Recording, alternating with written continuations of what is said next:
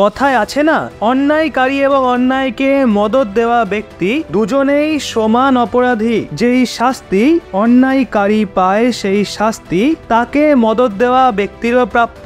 অবশ্যই statement recently Israeli PM Benjamin Netanyahu জারি করেছিল। ওনার এটা বলার মানে ছিল, ইসরায়েলের থেকে যদি কেউ হামাসকে সাহায্য করতে গিয়ে ধরা পড়ে, তাহলে আমরা যেই শাস্তি হামাস জঙ্গিদের জন্য তুলে রেখেছি, ওই শাস্তি হামাস জঙ্গিদের সহায়তাকারীদেরই দেওয়া হবে। এমনিতে তো এই কথাটা আপনারাও জানেন, ইসরায়েলি মডেল একেবারেই ভিন্ন।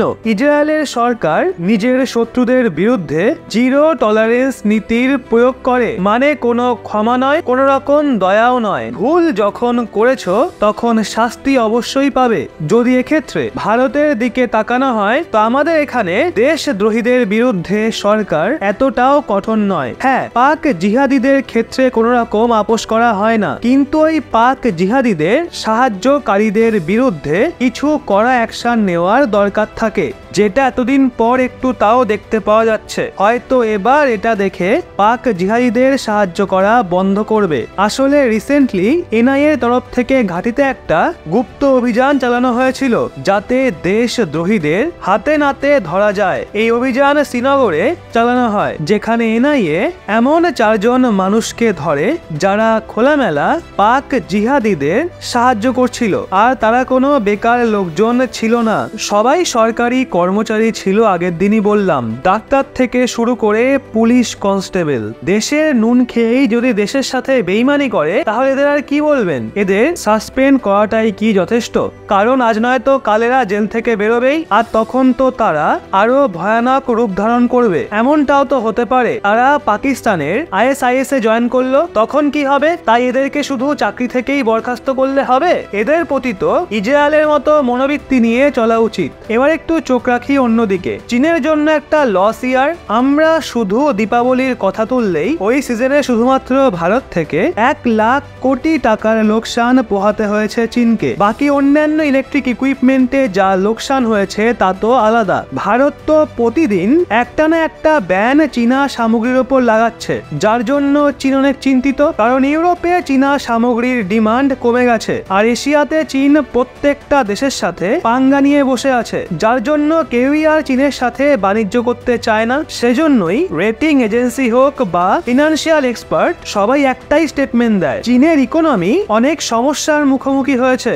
বরং রেটিং এজেন্সি ফিচ ফিনান্সিয়াল ইয়ার 2023 জন্য চীনের জিডিপি গ্রোথের অনুমানকে 4.8% কমিয়ে দিয়েছে, যা বিগত বছরে 5.6% ছিল। বরং রেটিং এজেন্সি ফিচ ফিনান্সিয়াল ইয়ার 2023 জন্য চীনের জিডিপি গ্রোথের অনুমানকে 4.8% কমিয়ে দিয়েছে, যা বিগত বছরে 5.6% ছিল।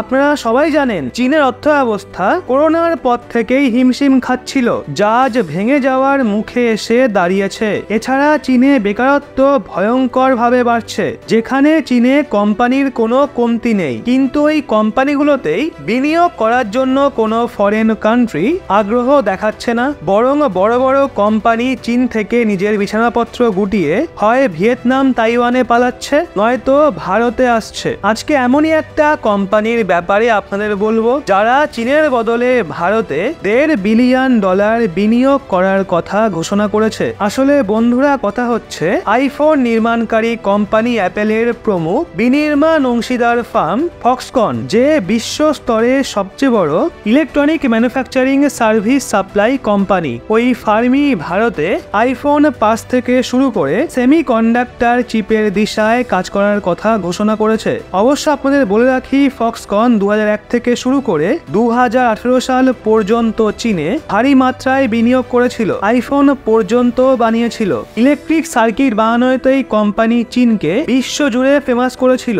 কিন্তু আমেরিকার সাথে বৃদ্ধিপ্রাপ্ত শত্রুতা আর করোনা, এই দুটো জিনিস চীনকে পুরো তুলে আছাড় মারে। যেই কোম্পানি চীনের জন্য কাজ করত, আজ সেই ফার্মই ভারতে তার পয়সা বিনিয়োগ করছে। ফক্সকনের সিইওর মতে, চীনের 1000 বার বোঝানোর পরও ফক্সকন চীনে বিনিয়োগে না করে দিয়েছে, আর নিজের প্ল্যান্ট মেক ইন ইন্ডিয়ার বেসিসে ভারতে স্থাপন করার প্রস্তুতি নিচ্ছে। ফক্সকন এটাও বলেছে, আগামী কিছু বছরে কোম্পানি ভারতে $20 বিলিয়ন বিলিয়ন ডলার পর্যন্ত বিনিয়োগ করবে, মানে দেশে রোজগারও বাড়বে, ইলেকট্রনিক কম্পোনেন্টের এক্সপোর্টে গতিও আসবে, আর সবচেয়ে বড় কথা, ভারত সেমিকন্ডাক্টর ফিল্ডের বাদশাহ হওয়ার জন্য মাত্র আর এক পা দূরে রয়েছে। তো এই বিষয়ে আপনারা কতটা আশাবাদী নিচে কমেন্টে অবশ্যই জানান।